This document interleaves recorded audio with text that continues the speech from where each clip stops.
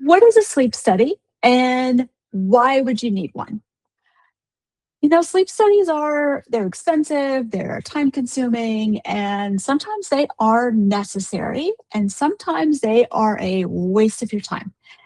So how do you know which one it is? So in this video, I am going to break down exactly what sleep studies are able to measure. I'm going to give 3 examples of situations where they're necessary and give 3 examples of when they are a waste of your time and money. So first, let's just look at what do sleep studies actually measure. So there are 2 methods of objectively measuring sleep: polysomnography and actigraphy. And I always find it useful to break down the etymology of each of those words to understand what we're talking about. So polysomnography, poly comes from the Greek for many, somnus comes from the Latin for sleep, and graphy comes from the Greek for writing or measure. So polysomnography is just many ways of measuring sleep or many ways of writing sleep. So a few examples of information that you can get from polysomnography are things like EEG, which measures your brain waves, EOG, which measures your eye movements, EMG, which measures your muscle movements, airflow or oxygen saturation. That's not the only thing that it measures, but those are some of the common ones. And then actigraphy, so acti is Latin for action or deed. And then, of course, graphy is Greek for writing or measure. So actigraphy really measures movement. And so it kind of tends to look at it like moving a lot, person's probably awake; not moving, person's probably asleep. It's a little more sophisticated than that, but that's more or less what's going on there. Now, actigraphy comes in 2 forms. There is medical grade and consumer grade. Medical grade is what you might be given at a doctor's office. Medical grade is what is used in research. And then consumer grade, this is all the like smartwatches, the Aura Ring, like all of the like wearable tech that we all have. So consumer grade it does seem to have gotten pretty good at knowing when you're awake and knowing when you're asleep. So it can be useful for that. Don't put much stock in the sleep stages data that you're getting from your smartwatch when it's like, oh, you spent this much time in REM and this much time in deep sleep. Don't put a lot of stock in that. The only way to definitively know that is an EEG, which measures your brain waves, and your watch is definitely not doing that. I did a whole video, I'll link it down at the bottom, kind of getting into the sleep trackers and like when they're useful and when I think they kind of work against you. But we've got polysomnography and actigraphy. Those are the 2 methods of measuring sleep. There are different levels of sleep studies: type 1, type 2, type 3, and type 4. The smaller the number, the more parameters it's measuring. And then each larger number is measuring a few less parameters. And different types are going to be appropriate for different people in different situations. So depending on what we're looking for, we may want to measure all those different things, or we may only want to measure like a couple of things. And then sleep studies can be done in the lab, or you can do them at home. So what are the disorders where you need a sleep study to be diagnosed? I'm going to give 3 examples: sleep apnea, narcolepsy, and REM behavior disorder. So those are the 3. This is not an exhaustive list, but those are the 3 I'm going to focus on for this video. For sleep apnea, this is where you stop breathing while you're sleeping. And apnea is a cessation in breathing that lasts at least 10 seconds. And then you can have multiple of those throughout the night. So a sleep study, because it's able to measure things like airflow and blood oxygen saturation, that makes it very useful for diagnosing sleep apnea.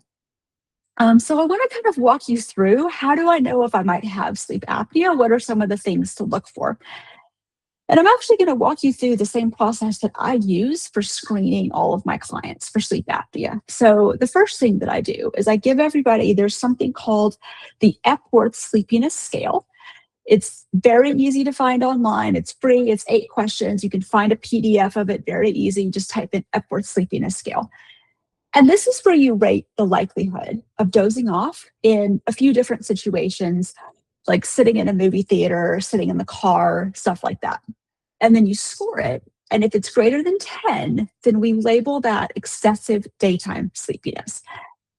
Now, there's lots of reasons somebody might have excessive daytime sleepiness, but one of the most common ones is sleep apnea.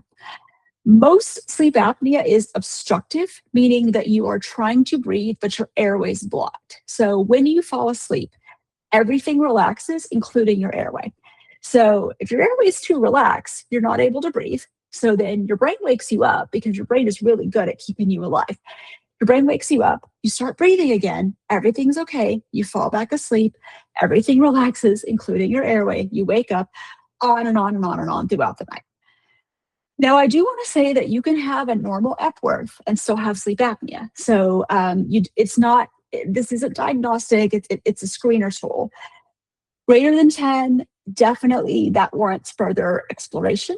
But less than 10 doesn't automatically mean, oh, well, I can't have sleep apnea because the score is less than 10. No, you can still have it. Another thing to keep in mind is that the Epworth may be less valid in women. Women just seem to be less inclined, for whatever reason, to fall asleep unintentionally during the day. And the Epworth is really measuring how frequently do you fall asleep unintentionally during the day. Women seem to be less inclined to do that. So women are naturally, on average, going to have a lower Epworth score. So it's one data point. It's not the whole story, but it's a good place to start.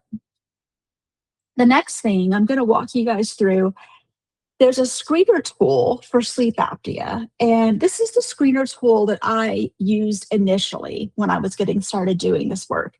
I have since switched to a different one that I'll also share, and I'll kind of share why I decided to make that switch. But the screener tool is called, there's the stop and there's the stop bang. So the stop is, do you snore? Do you feel tired during the day? Has anyone observed you stop breathing during your sleep? And do you have high blood pressure? And if you're doing that, if you say yes to 2 or more, then go talk to your doctor about a sleep study. The stop bang adds in these 4 other pieces where we're looking at BMI over 35, age over 50, neck circumference over 17 or 16 for women, and male gender. So if you're doing the stop bang, it's a yes to 3 or more that then triggers the refer if you're a therapist or a provider like me, or reach out to your doctor about getting a sleep study. So some things to keep in mind. Sleep apnea snoring tends to be loud, like you can hear it through a closed door, and persistent. So not just every once in a while when you're sick or congested. Now, you can have sleep apnea and not be a snorer. So just because somebody is not a snorer doesn't automatically mean they can't have sleep apnea.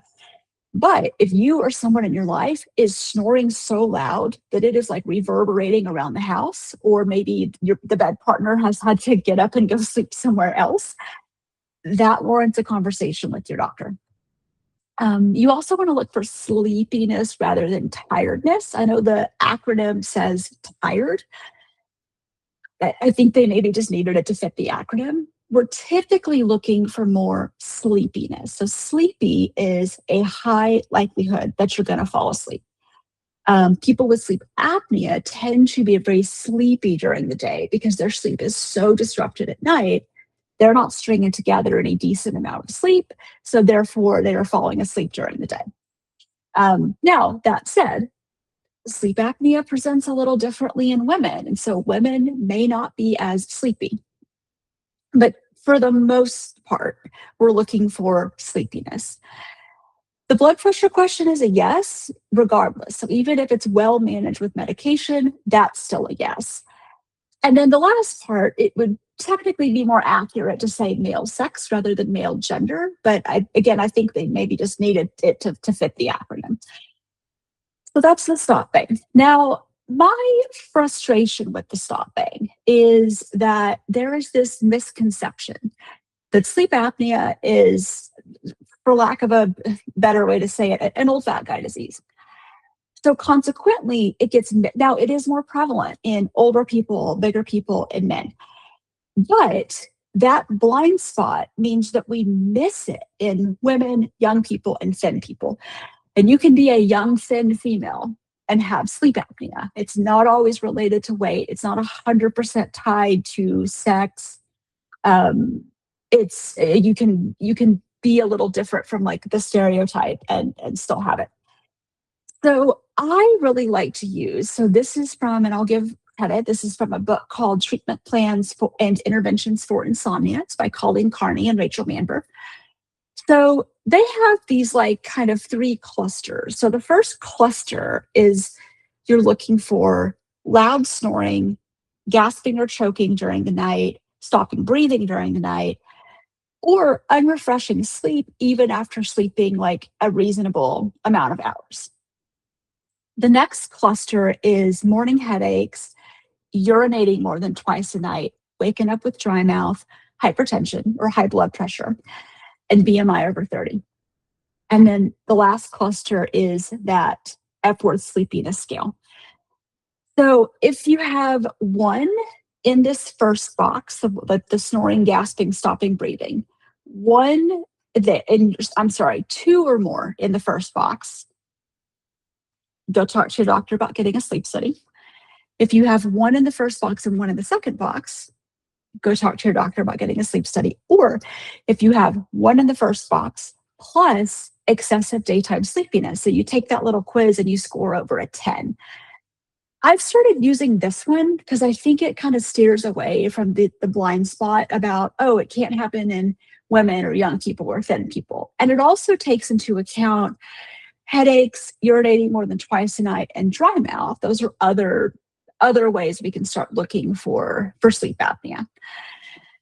So I kind of lay all of that out, just some helpful information if you find yourself fitting into any of those categories. Then I think that's a time when it is a good idea to go reach out to your doctor, talk about getting a sleep study done. Two other things before I move on to the next disorder. So the first one is sometimes people will feel like they are having panic attacks at night because they wake up gasping for breath, or their heart is racing, or they're having what really looks like panic symptoms. So I always ask these people, are you having panic attacks during the day? Because it's very rare to only have panic attacks at night. So if they're having panic attacks during the day, then yeah, of course, they might also be having panic attacks at night. That might be a panic disorder. But if they're not having panic attacks during the day, they're only having them at night, I start thinking, oh, this may be more, this may be sleep apnea. So let's go get that checked out. That might be the reason that you're waking up gasping for breath. Another thing that'll happen is people wake up again, gasping for breath, revved up, charged up, heart speeding, all that stuff. And they'll think, oh, I must have just had a nightmare.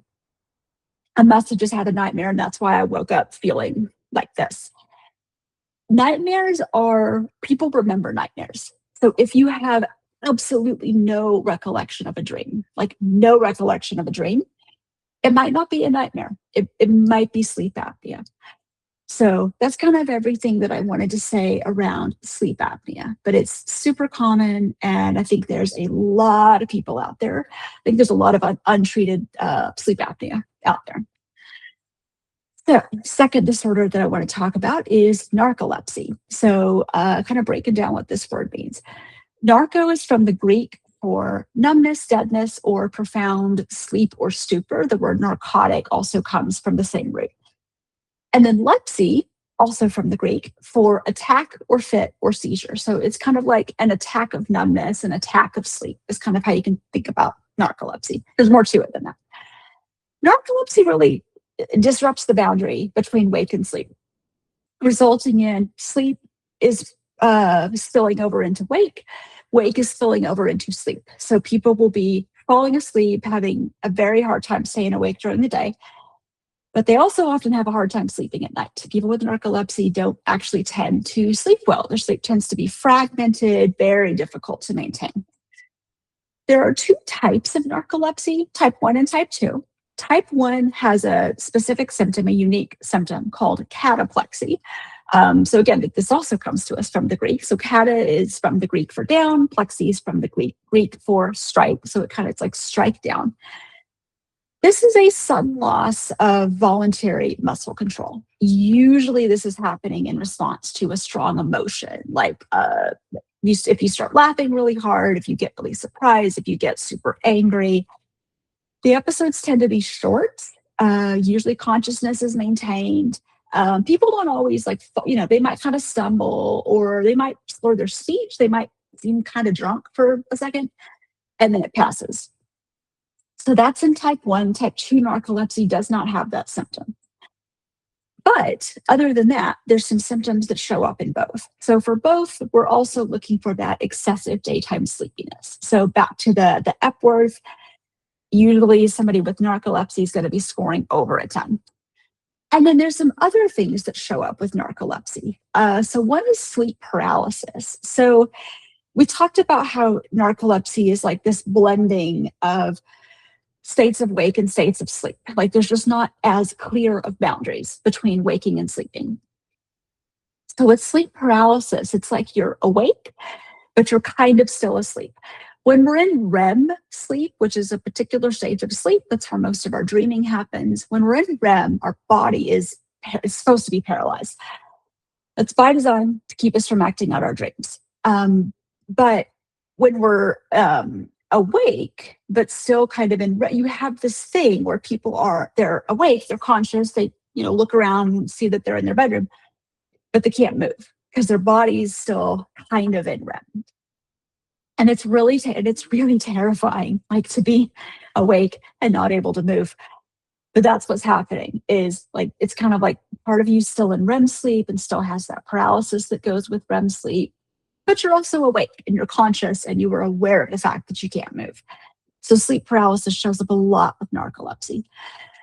Also, you can see hallucinations either while you are falling asleep or waking up. So again, it's kind of like you're dreaming. I mean, you could maybe argue that dreams are essentially hallucinations.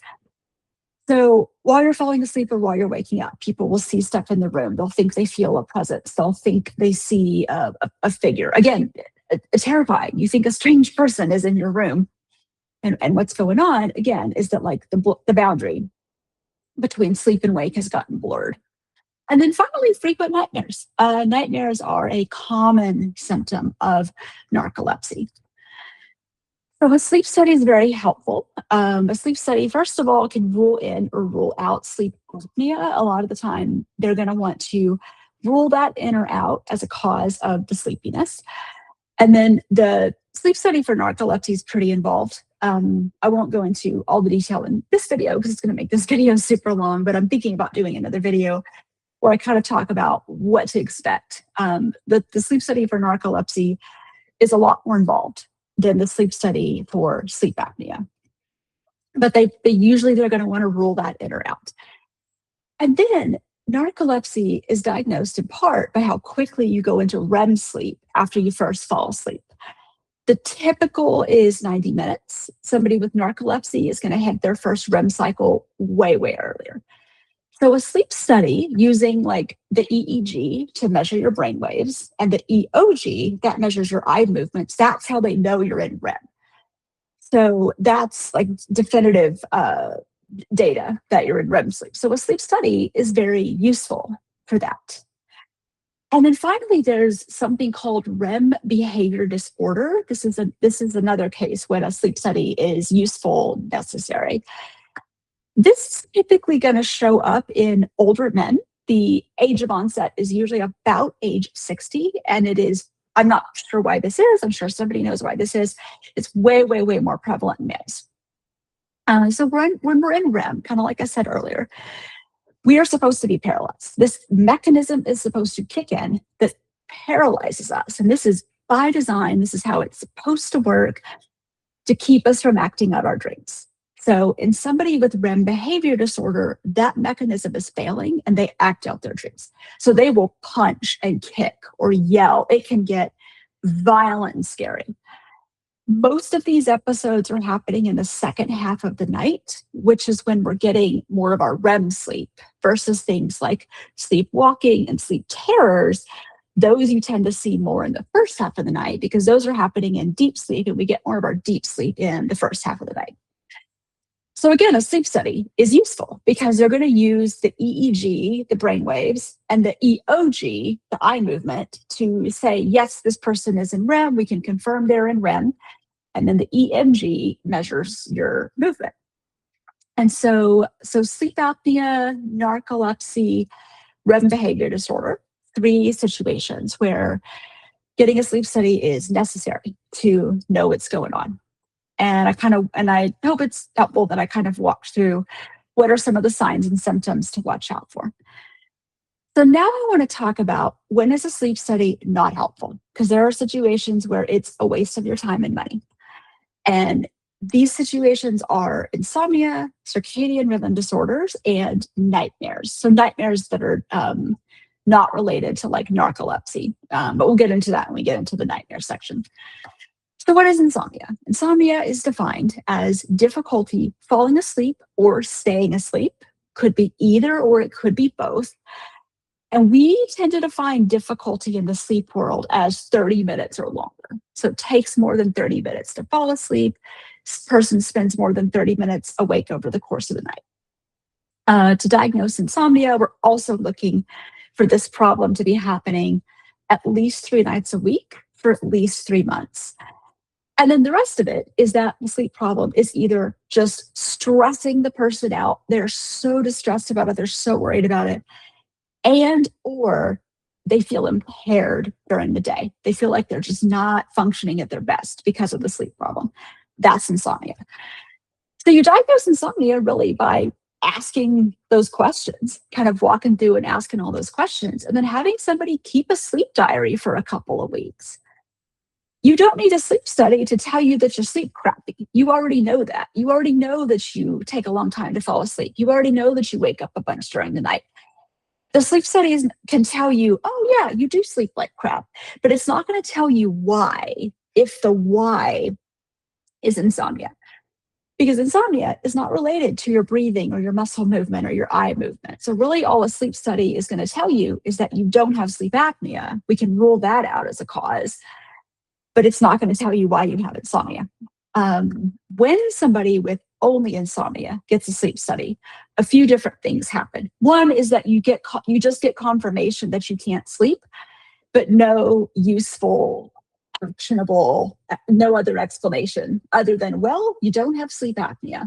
Okay, cool. That was never really the problem. It's also not uncommon for people with insomnia to sleep better in places other than their bed, and that can include the sleep lab. So people spend all this time and this money, go in and have this sleep study, and then they sleep great in the lab because insomnia is weird, and the harder you try to fight it, the worse it gets. But if you say, I don't care, it gets better. So it's not sleep studies by and large, not helpful for insomnia.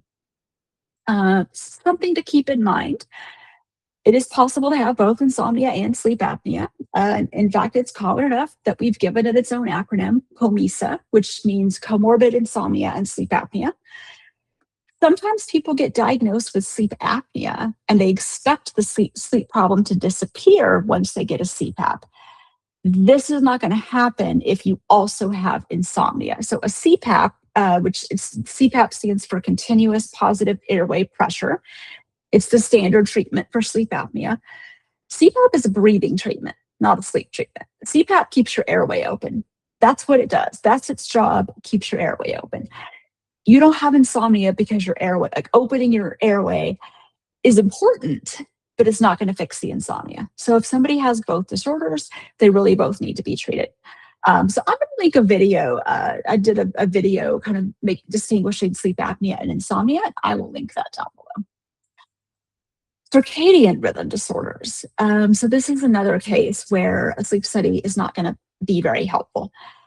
Circadian rhythm disorders, particularly what is called the phase delayed type, which I'll talk about what that is in a second, can look a lot like insomnia. So this is somebody who is like biologically unable to fall asleep any earlier than 1 a.m. and wake up any earlier than 9 a.m. And it may be much later.